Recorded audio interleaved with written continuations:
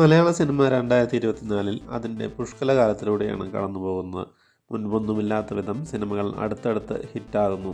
വിദ്യാർത്ഥികൾ എക്സാം എഴുതുന്ന കാലത്തിറങ്ങിയ 3 സിനിമകൾ വമ്പൻ ഹിറ്റുകളായി മാറി. മഞ്ഞുമ്മൽ ബോയ്സ്, ഭ്രമയുഗം, പ്രേമലു എന്നീ സിനിമകൾ എല്ലാ തിരക്കുകളും മാറ്റിവെച്ചാണ് മലയാളി പ്രേക്ഷകർ കണ്ടത്. വിദ്യാർത്ഥികൾക്കായി പ്രേമലുവും മഞ്ഞുമ്മൽ ബോയ്സും ഏപ്രിലും തിയേറ്ററിൽ കാത്തിരിക്കുന്നു. പ്രേമലു 60 ദിവസം കൊണ്ട് 130 കോടിയും മഞ്ഞുമ്മൽ ബോയ്സ് 70 ദിവസം കൊണ്ട് 250 കോടിയും ഭ്രമയുഗം 45 ദിവസങ്ങൾ കൊണ്ട് 61 കോടിയും കളക്ട് ചെയ്തു. ഈ 3 സിനിമകളും കൂടി മാർച്ച് ഏപ്രിൽ മാസങ്ങളിൽ ടോട്ടൽ കളക്ട് ചെയ്തത് 432 കോടി. അതിനിടെ പൃഥ്വിരാജിൻ്റെ ആടുജീവിതവും റിലീസായി. ഇപ്പോഴും പ്രദർശനം തുടരുന്ന ആടുജീവിതം ഇതുവരെ 161 കോടി കളക്ട് ചെയ്തു. ഇനിയും തീർന്നിട്ടില്ല വിജയക്കുതിപ്പ്.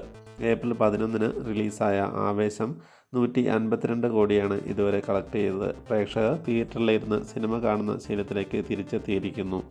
ഈ ട്രെൻഡ് തുടരണമോ വേണ്ടയോ എന്ന് നമ്മുടെ സംവിധായകരാണ് തീരുമാനിക്കേണ്ടത്. ഇനിയും നല്ല സിനിമകൾ പുറത്തിറങ്ങും എന്ന് പ്രതീക്ഷിക്കാം.